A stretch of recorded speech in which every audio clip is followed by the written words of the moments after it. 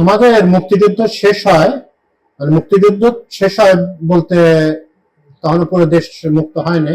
আমরা বিজয় দিবস পালন করি, সারেন্ডার করে পাকিস্তানি বাহিনী 16ই ডিসেম্বর 1971 সালে।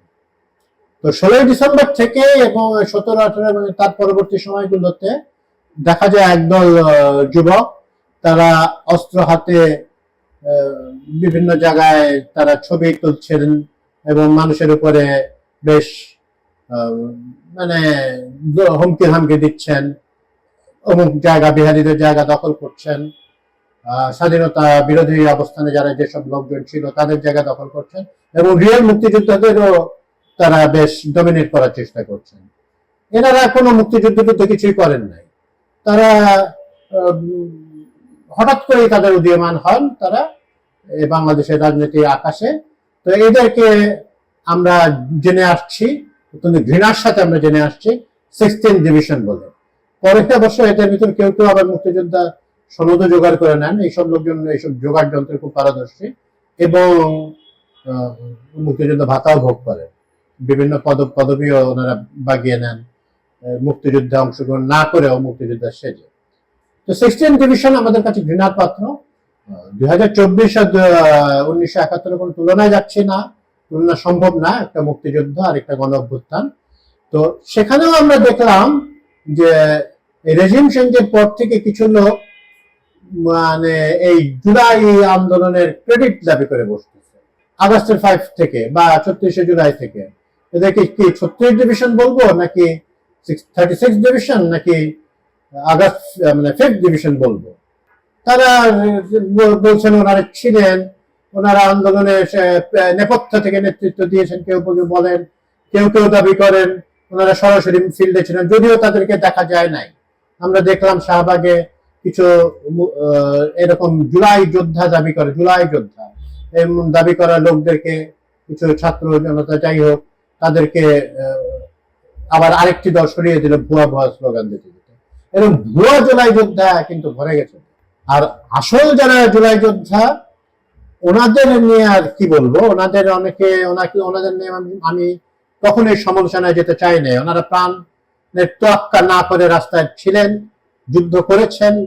যুদ্ধ বলতে অস্ত্র হাতে যুদ্ধ করেননি, কিন্তু নিরস্ত্র অবস্থায় একটা দানবীয় শক্তি বিরুদ্ধে তারা লড়াই করেছেন এবং সেই দানবকে ওনারা শেষ পর্যন্ত দেশ থেকে উৎখাত করতে সমর্থ হয়েছেন। তাদেরকে আমি কিছু বলতে চাই না। এবং তারা বিভিন্ন দলের ছিলেন, এখনকার এনসিপির যেমন ছিলেন, বিএনপির ছিল, ছাত্র শিবিরের ছিল এবং কোন দলীয় অ্যাফিলিয়েশনের বাইরেও অনেকেই ছিলেন। তো ওনাদের ভিতরেও তো একটা ক্রেডিট ভাগাভাগির একটা ইয়ে কি দেখা যাচ্ছে।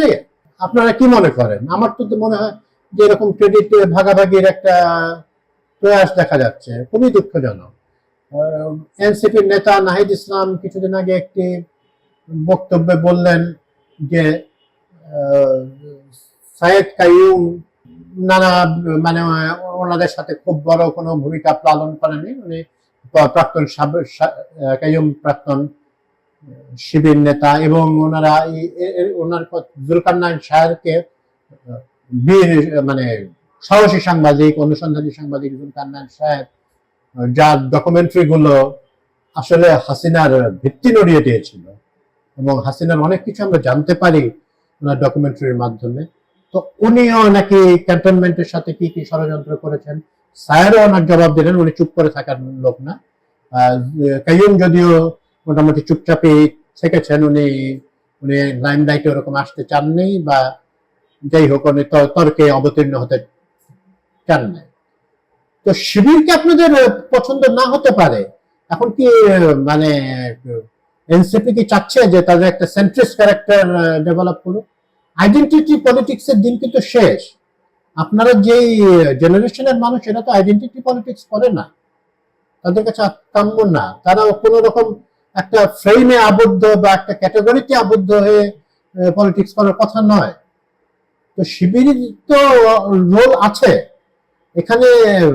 সাদেক কাইয়ুম উনি সমন্বয়ক ছিলেন কি ছিলেন না, এটা তো আসলে এটা কি বলবো, এটা তো আর খুব একটা প্রয়োজনীয় বিষয় না। উনি তো ছিলেন আপনাদের সহযোগী হিসেবে। সহযোগী হিসেবে। উনি সমন্বয়কে দাবি করেছেন, দাবি করে থাকলে ঠিক করেননি, কিন্তু উনি একটা বিরাট রোল প্লে করেছেন বলেই তো আমরা জানি। ওই আন্দোলনের সময় কেউ যদি কাউকে আশ্রয় দিয়ে থাকে, কোনো ছাত্র নেতাকে বা সংগ্রামী জুলাই যোদ্ধাদেরকে, মানে রিয়েল জুলাই যোদ্ধাদেরকে, সেটাই তো বিশাল ব্যাপার। সেই দিনগুলো তো খুব একটা আমাদের খুব গৌরবের সময় হলেও খুব সুখের সময় ছিল না। মানুষজন মারা যাচ্ছিল এবং অনেকেই ভয় পেয়ে যাচ্ছিলেন, সেই ভয় উপেক্ষা করে নেমে এসেছিলেন। এবং সাংবাদিকদের ভিতরে যেমন দালালি কিছু করেছেন, তেমনি এই জুলকারনাইন সাহেব, বর্তমানে যে প্রেস সচিব শফিকুল আলম এবং পিনাকি ভট্টাচার্য সাংবাদিক নন, বাট ইউটিউবার ইলিয়াস, এনারা কনক সরওয়ার, এনারা সবাই তো তাদের মতো করে রোল প্লে করেছেন। এখানে কার ক্রেডিট কম কার বেশি, বা কোনো অভ্যুত্থান বা বিপ্লব বা যুদ্ধে কার অবদান বেশি বা কম, এটা বলার মতো, মানে এটা জানানোর মতো কোনো ব্যারোমিটার তো তৈরি হয়নি আসলে।